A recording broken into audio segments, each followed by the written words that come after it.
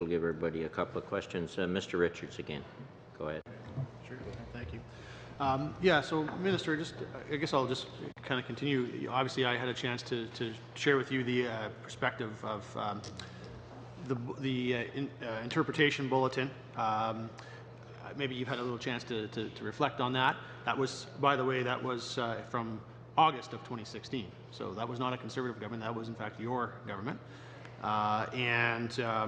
I will reiterate again that in our last budget, in 2015, we in fact initiated a review of these rules. And there was obviously a reason why that review was initiated. 12 of the 13 submissions that were received indicated that they felt the rules were unfair and recommended there should be some change. Then, of course, the interpretation bulletin from August 23rd of 2016 made that change. Then these campgrounds started to be assessed and reassessed with different interpretation of the rules about active versus passive income. Frankly, the idea that a business is too small to be a small business is quite ridiculous anyway, but that was the interpretation. As I've indicated, I gave you a list of a few, there's others, that have been, in fact, impacted and affected because of this change in the interpretation. And there's others, and some of them are being put out of business. And I know there's a lot of businesses that are out there that are in fear right now because they wonder if they'll be the next business model that will be approached and attacked under these kinds of changes that really seem to be quite arbitrary.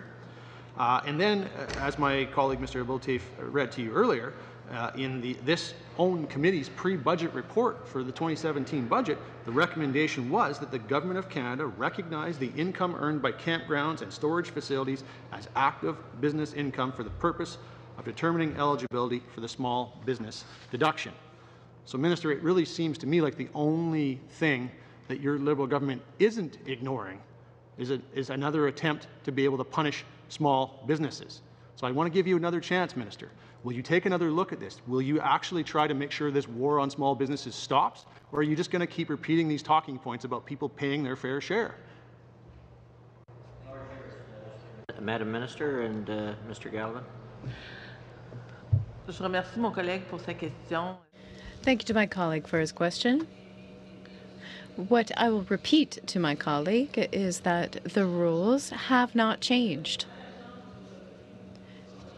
At the CRA, what we do at the Canada Revenue Agency is to apply the laws that are, and if there are changes to the law, it would be important to work with the Department of Finance. When it comes to the Canada Revenue Agency, no changes have been made to tax rules. They continue to apply as they did under your government when conducted consultations and did not change the rules at that time. We continue to apply the exact same rules. I really don't know whether to laugh or cry. That is actually embarrassing on your part. Mr. Richards will be turning to Mr. Grewal, but I will say, Madam Minister, on this issue, I think it's fair to say on campgrounds and RV parks, we are all getting calls. We've all been, I think probably every member in this committee has been lobbied on this issue. So it is a serious issue, and we are hearing from the tourism sector, so I would say to look closely at the issue with your officials and make sure that people are not been targeted. I went through the memo that Mr. Richards tabled. All members have a copy, and we just want to. I think as a committee, we looked at this before, and we just want to make sure that campgrounds and RV parks are not being overly targeted and been treated fairly. That's all I'll say in the matter. Mr. Grewal.